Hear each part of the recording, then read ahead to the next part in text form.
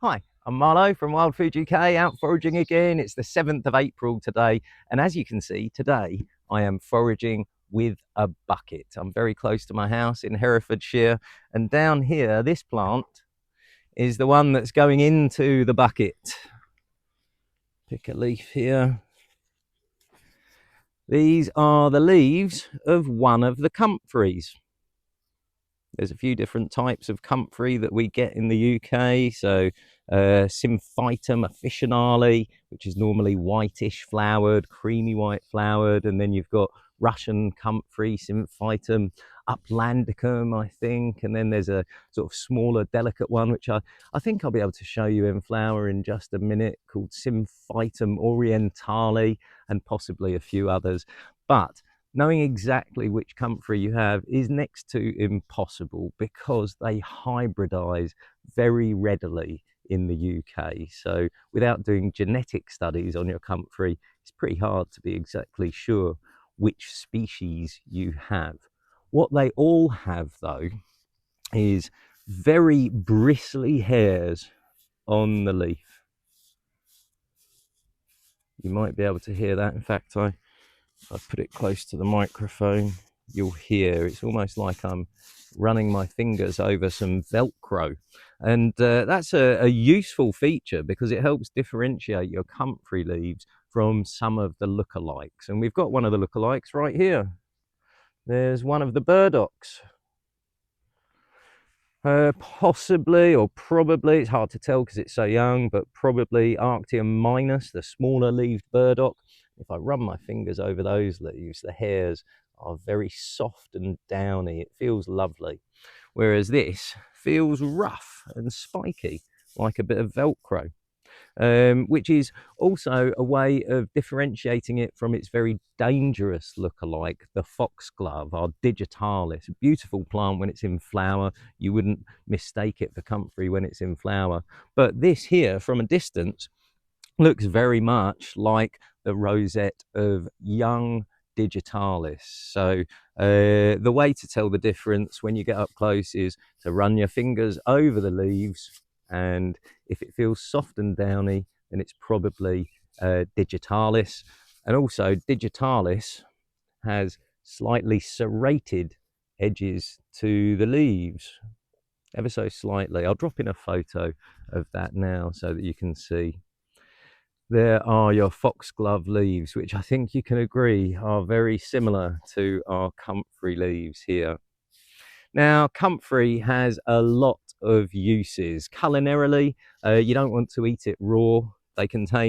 All of them contain alkaloids that you don't really want to consume.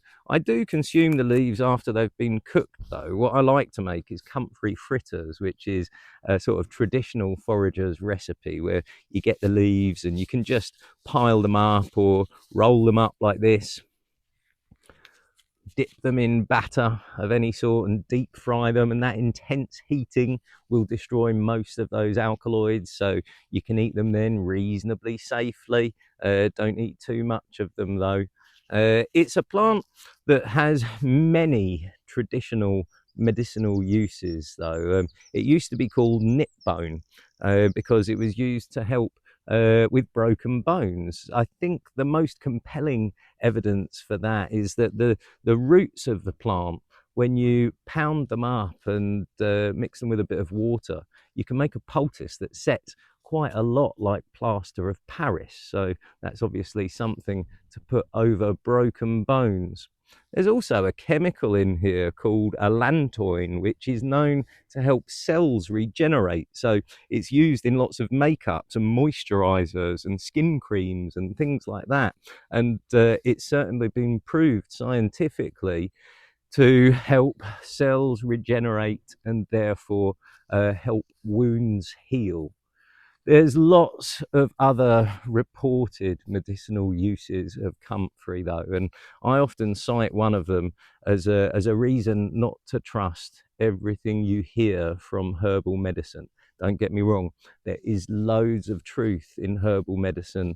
There's loads of truth in traditional Chinese medicine as well, but there's also some utter nonsense. And one of my favorite bits of nonsense from herbal medicine is that a bath infused with the leaves of comfrey can help restore your virginity. I'm pretty sure we can all agree that that is not true.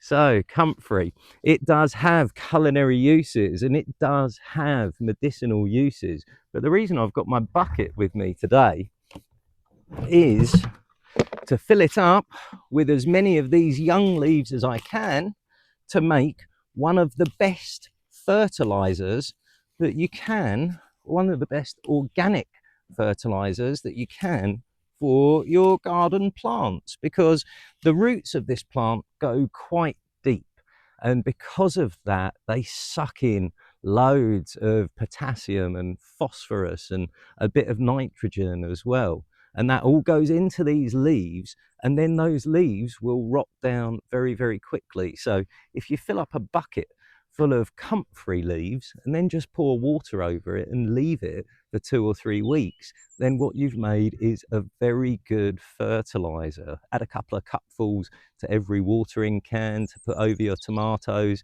and things like that, and you'll find that it will certainly improve their growth.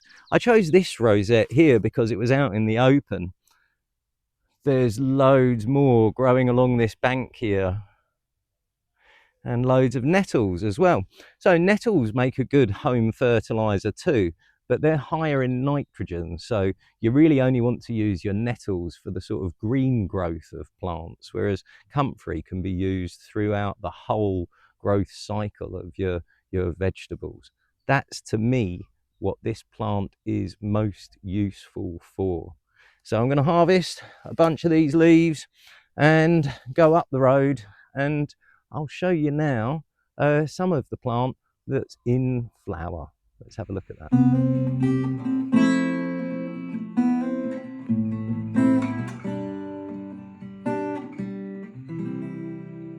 So I've come a bit further up the lane to find some comfrey in flower to show you the flowers. Now, this is a different type. I can tell you that for sure, because these are the young leaves of the rosette I was showing you earlier, and these are the fully mature leaves of this one here.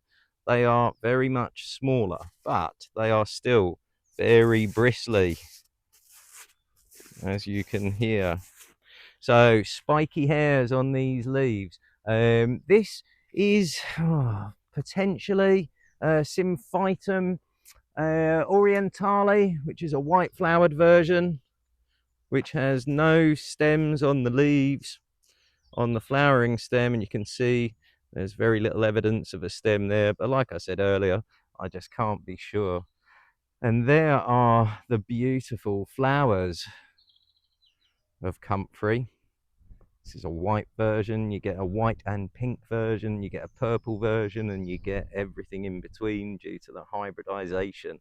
Now, these flowers are incredible. You can see this patch here, it's only small, but there's possibly 1,000 flowers in total here and over the back of the drainage ditch there. And the plant itself is known, I think it's in the top 5 nectar producing plants in the country, which means our bees and wasps and pollinators and other invertebrates absolutely love this plant.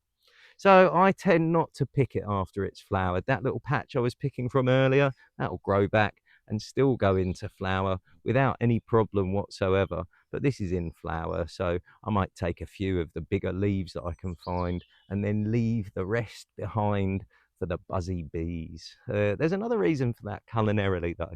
Apparently, the older the leaves are, the more of those alkaloids they contain. So if you are planning on making your comfrey fritters, which I do recommend, make sure you're picking the youngest leaves that you can find. They're slightly better for you. So there you go, our comfreys. An extremely common but very variable plant in the wild, but one that has quite a few interesting uses. So go out and find some for yourself. And if you want to find out more, go to wildfooduk.com or book a foraging course.